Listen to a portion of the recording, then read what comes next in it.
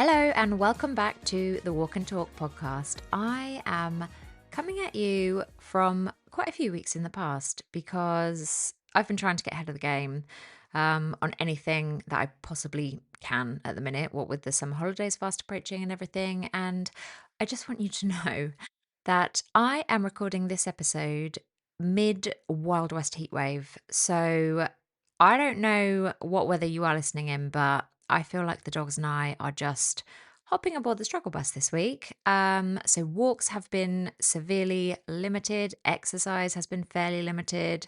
We are just trying to stay cool and hide inside and stay alive at this point. And the only reason I tell you that is because I want you to appreciate the irony of the topic that I have planned for this episode, which is something I am ordinarily really passionate about, right? But to be honest, I am struggling to be passionate about this week for reasons which will become obvious because that topic is dog sports.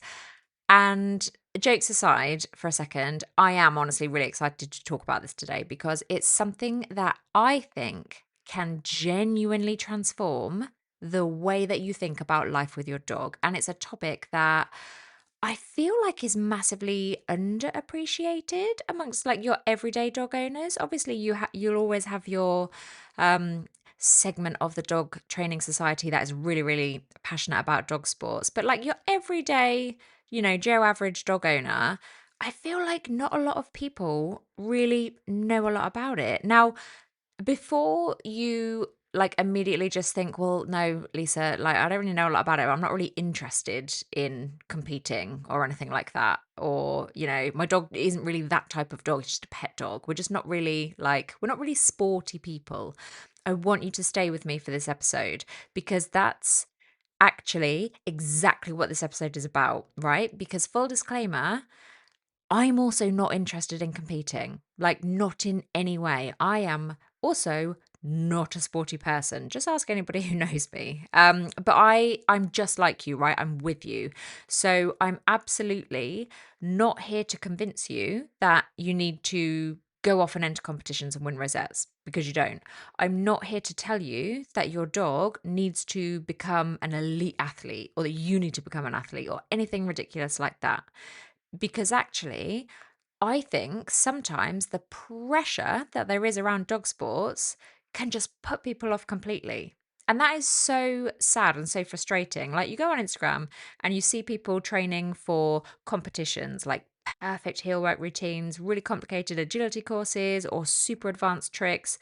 And you just think, well, that's lovely. That's really impressive. But clearly, that's not for me. Like, clearly, that's out of my reach. I don't really have time for all of that jazz. It's not really my thing. But I want to completely change that perspective today. Because, in my opinion, once you shift your perspective and understand that dog sports aren't just about rosettes and trophies, they aren't just about competing and winning, they aren't just, for the super serious hardcore dog trainers, you've just opened up an awesome window of opportunity for you and your dog. So, what about if you saw dog sports as simply a framework that actually gives you and your dog something incredibly valuable? For example, it's a shared project. It's something that you guys build together. It's something that really creates connection and confidence, communication and joy. And if you are one of the people who currently, if you're really honest with yourself, have accidentally built your entire relationship with your dog around just, fixing things like stopping the barking or the pulling on lead or the reactivity, then I think this episode might be a real eye opener for you. Now, obviously, I'm not saying we shouldn't be striving to improve on all of those things, right? Helping our dogs through challenges is a huge part of what we do as their owners. And it's something I talk about all the time, as I'm sure you're well aware. But if the only training you ever do is just training that is designed to solve a problem, that can actually become really exhausting for you and for your dog because before you know it, every single interaction pretty much just becomes, okay, right, so what are we working on? What needs fixing? What are the problems? What behavior are we changing? Like, what's making my life a living nightmare? What do I need to do? And we forget that training can simply be something joyful. It can just be fun, something you do just because you like doing it, where the only goal is let's just see what we can learn together. And I think that there is actually the golden goose egg of dog sports. They give you that extra thing, that behavioral modification training doesn't necessarily give you, because they give you full permission to just go out there and enjoy your dog and just do stuff together.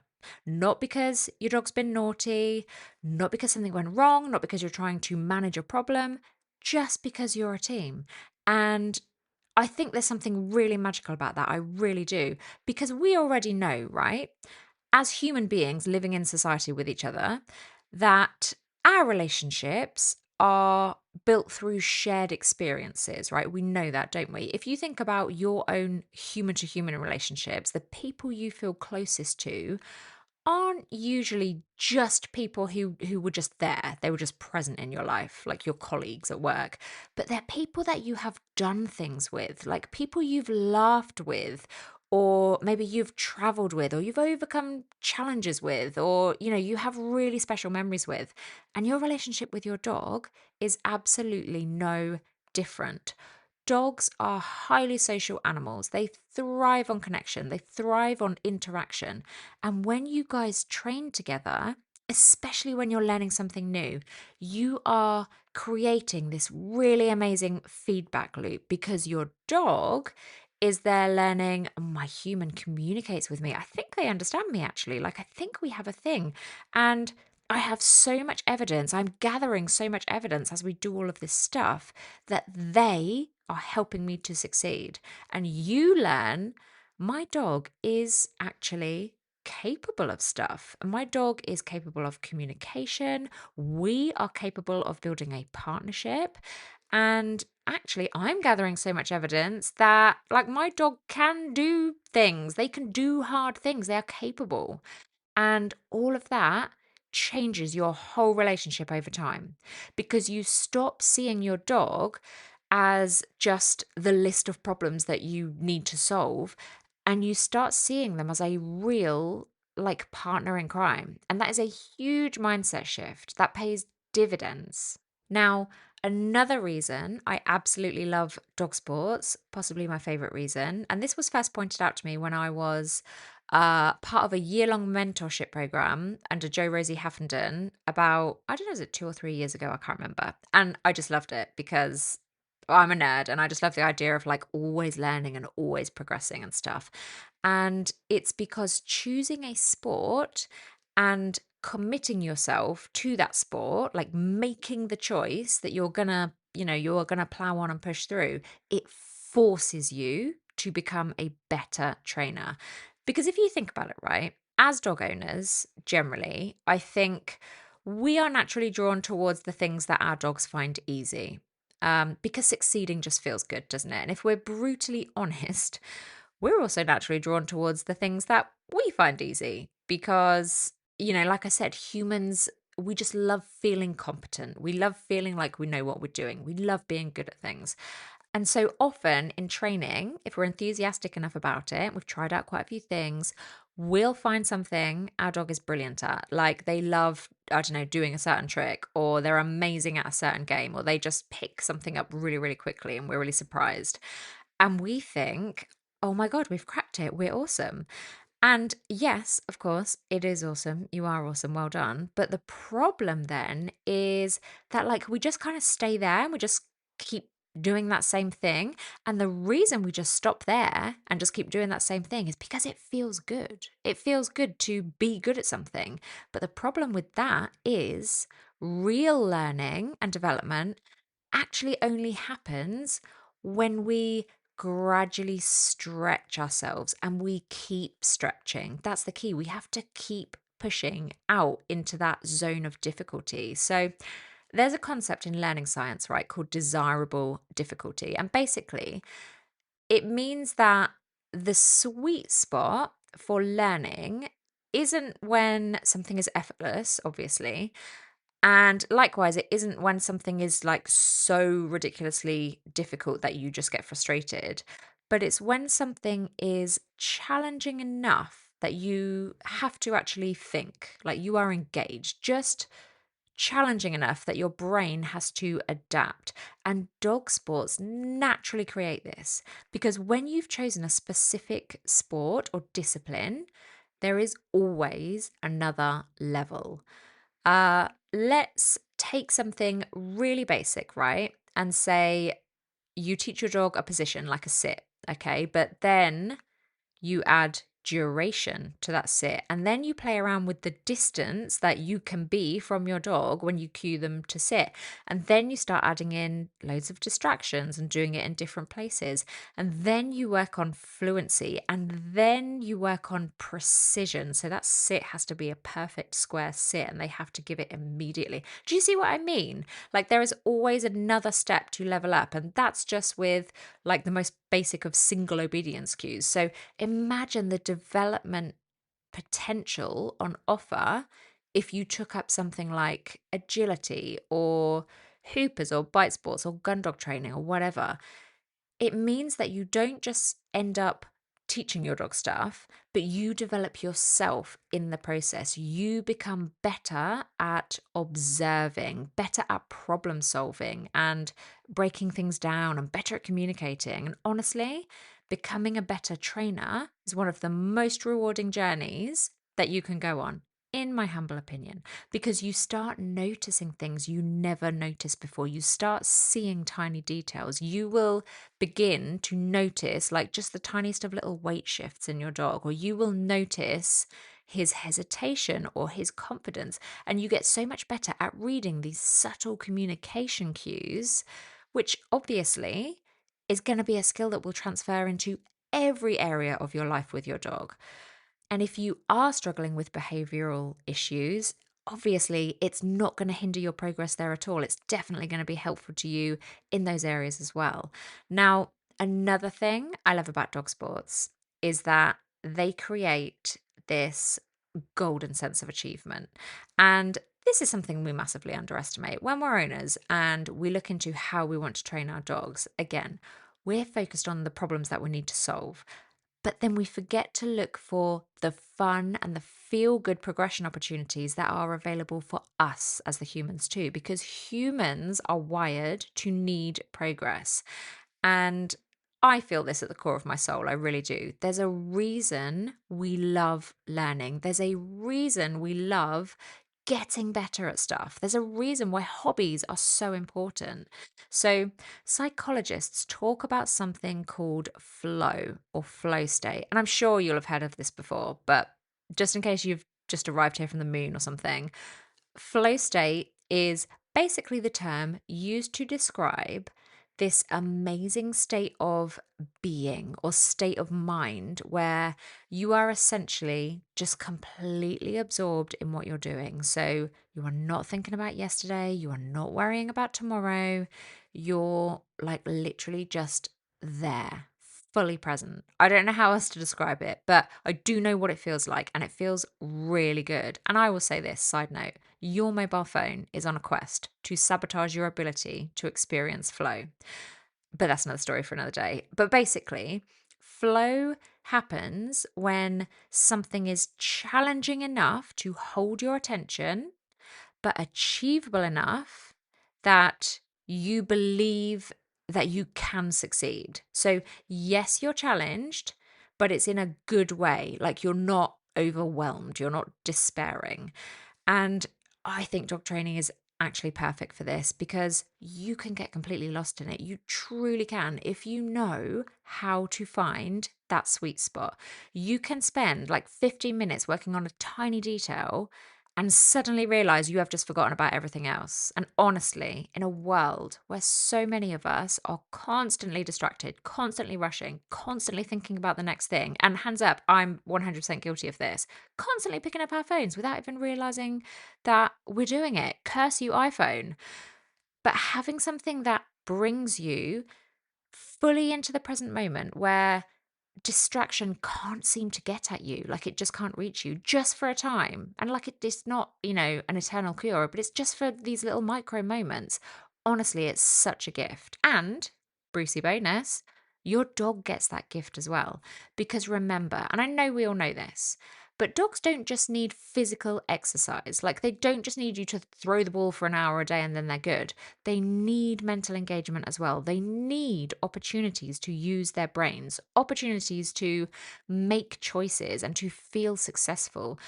And actually, if you're savvy with the sport that you choose, it can end up being a fantastic way of meeting your dog's natural needs too, because every dog has different things that light them up. They have different drives, different interests, different ways that they love interacting with the world. And if you want to learn more about that specifically in more detail, you can go back and listen to my previous episodes on breed specific drives and canine fulfillment and enrichment and all that jazz. But for the purposes of this episode, this is where choosing the right sport can be really fun. So, okay, why don't we then let's start talking through a few different options for you. So, the first one I want to talk about is canine freestyle for obvious reasons because Albie and I love it. But in a nutshell, canine freestyle is basically dancing with your dog, which probably sounds ridiculous if you've never seen it before. But actually, I think it's an incredible and impressive training discipline because you are building like really complex sequences of movements. You are teaching tricks.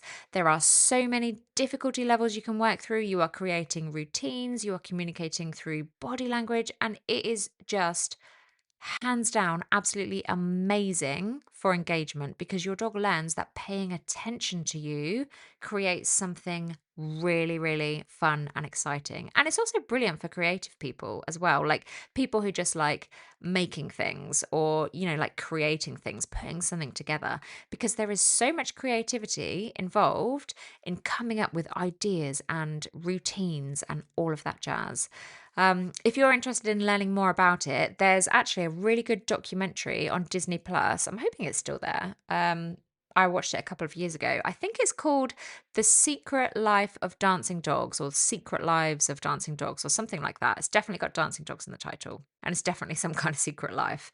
And it goes behind the scenes basically with like a selection of different trainers from different countries, but they all compete at Crufts in the canine freestyle category. And it shows like how they train and, what they do, like what their routines are. It's a really great show if you're interested in just kind of exploring what that's all about. But if you're thinking, well, that all just sounds a bit frivolous and not really for us, remember, it is not just about the fancy tricks. Canine freestyle is also about building body awareness. It's about growing confidence, developing problem solving skills and communication skills. And it's a really beautiful example of a dog sport being just about an incredible level of partnership and teamwork, in my opinion. But okay, so if canine freestyle is not really your vibe, and that's totally fine, we also have agility. Now, agility is obviously probably one of the most well known dog sports. I don't know. And I think it's pretty easy to see why it's so popular, right? It looks really good fun. It's fast, it's exciting, it's really great fun to watch. It's televised quite heavily at Crufts. But what I really love about agility, especially since Albie and I have just started dabbling with it in recent weeks, is that it's not just about running around obstacles, right? But it's really about solid teamwork because your dog has to listen to you the whole time and you have to communicate accurately and you have to learn how to guide them around a course, but without having like a full element of control because there's a much greater element of your dog kind of needing to know what you want them to do, where you want them to go, but also being able to figure out the best way to do it for themselves, the best way to navigate a string of obstacles that they've been instructed to follow independently, whilst also kind of constantly having to stay tuned in for the next instruction. I think it's just a fantastic combination of skills. So you learn timing, you learn body language, you learn to really read your dog and vice versa. And obviously, for energetic dogs who love movement and need maybe higher levels of physical output than other dogs, it can be absolutely incredible for ticking that box as well. Okay, so then we have scent work. And this is one I actually recommend to so many people because it is so accessible and literally any dog can give it a go. And I think it's fascinating because we sometimes forget that dogs experience the world so differently to us. Their nose is literally their superpower, it is their primary sensory system. And scent work allows them to do something so deeply natural and fulfilling to them when they are searching and investigating and using their brain, right? It can be absolutely amazing for nervous dogs, dogs who are lacking confidence, for older dogs. And obviously, it is spot on for dogs who, perhaps aren't physically suited to high impact or high speed or high challenge sports. And it really is a great way to naturally build the dog's confidence because the dog is the expert, right? They already know exactly what they're doing and how to do it. And you're giving them the opportunity to experience that. And that is just incredibly empowering and enjoyable. And it's a workout too, right? It is a workout. It's just a workout for the brain rather than the body. But that doesn't mean that your dog isn't going to be tired out and feeling totally fulfilled afterwards. Okay, so then we have rally obedience, which I personally think is massively underrated. Have I said that about every single one so far? I don't know, but I do. Because if you're someone who loves like getting into the, nitty-gritty training details, this could be absolutely perfect for you. So it basically combines like obedience skills, but with a course, with like a track that you have to do. So you might be working on things like heel work, positions, turns, obviously focus and communication. But I would say it has more fun and flexibility than just your traditional obedience. It's like taking practical skills and turning them into a bit of a game, if you like. And it doesn't include anything super high impact like agility does. So it's a great alternative for dogs for whom perhaps agility isn't really an option. And another one you perhaps haven't heard of that's great if you like the idea of agility, but maybe, you need something lower impact for your dog, is hoopers. So, hoopers is basically all about distance handling, okay? And you like guide your dog through a course using communication. And it probably goes without saying, but it is brilliant for confidence, teamwork, and obviously strengthening that connection between you and your dog. So, now then, after hearing a few options there, and just a few because there are plenty more, if you are trying to figure out which one that you might want to explore a little bit further, here's a little tip for you. Okay. I don't want you to ask yourself, what do I think that my dog would be really good at? Okay. And instead, I want you to ask yourself now, the answer to these two questions might be the same, by the way, and that's fine. I just want to make sure you're asking the right question. I want you to ask, what would my dog enjoy? Like, as in, what naturally fulfills my dog? What makes their eyes light up? For example, a spaniel might well absolutely be lit up by scent work. A border collie is probably, going to love something to do with precision and movement and combining those two things. A terrier, probably going to love something with a bit more like independent problem solving. But also, not to be annoyingly contradictory or anything, you don't have to just put your dog in a box, like, because dogs surprise us all the time. The dog that you thought would love one thing might actually adore something completely different, and that's totally fine.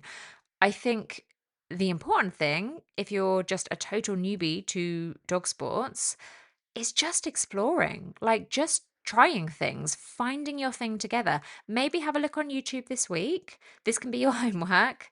Have a look on YouTube this week and get some kind of like simple beginners exercise for a couple of things that you might be interested in that maybe I've mentioned here or something you've seen somewhere else, and give them both a go. And just see what speaks to you. See how your dog reacts. I would love to hear, by the way, if you decide to give something new a go, I would genuinely love to hear like what you find, what you do, what you end up doing. Feel free to slide into my DMs. I'm at Listen Dog Training on Instagram. Honestly, I love hearing your stories, and I love hearing when, an episode has like inspired someone to do something new, or someone's had a breakthrough, or someone's learned something really like useful to them. So please do send me a message. And also, if you want to see what me and Albie are up to, like that's definitely the place to be. Speaking of dog sports, my husband is enthusiastically building me a load of wooden agility jump wings at the moment. So they are not ready yet. They are still very much a work in progress. But if you want to see those when they are ready, and then I can like have a reason to put pressure on my husband, then definitely come and hit follow at Listen Dog Training on Instagram. Anyway, I think the final thing I want to leave you with, right, is just a reminder.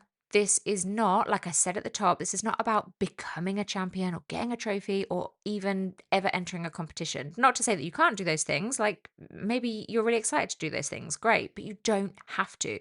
It's literally about enjoying the journey of just following something new together, working on things that you perhaps might never have thought of until you picked up that agility book and you're like, oh, well, I never would have thought to teach this, but this looks really good fun. And also teaching something up to a standard that you might never have pushed yourself to otherwise if you didn't have that clear progression path laid out for you by someone else. Whatever you choose, it can be something that gives you reasons to celebrate and keeps you focused on pushing forwards and not just, like getting stuck or stagnant or falling off the wagon or whatever, not really knowing what to do next.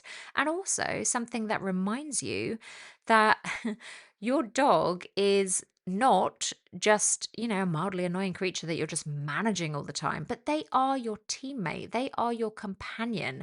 They are someone you get to experience life with because you chose that, however many months or years ago it was that you decided to invite them into your life. So, if you have never tried a dog sport before, maybe this is your sign. If you believe in signs, go and do a little bit of research, pick something, try something, maybe be terrible at it, laugh at yourself, make mistakes, but then go again. And I promise you, you and your dog will have so much fun along the way. Okay. Well, thank you so much for listening to today's episode. Now that we have reached the end, I really hope you've enjoyed it. I hope that maybe it's sown the seed of an idea for you. And of course, if you want to see more of what Albie is up to with his training, we do a little bit of canine freestyle, we do a little bit of agility. The jump wings are coming. Maybe you want to see those. There is a behind the scenes training diary section inside the membership alongside, all the teaching and tutorials and coaching and resources and everything else that is already in there. So that's another great place where you can keep an eye as well and be inspired. I'll leave the link in the show notes, or you can just go and check it out and read about it at listendogtraining.com. In the meantime, I will leave you to enjoy the rest of your dog walk and the rest of your day, and I will see you next time for another episode of The Walk and Talk.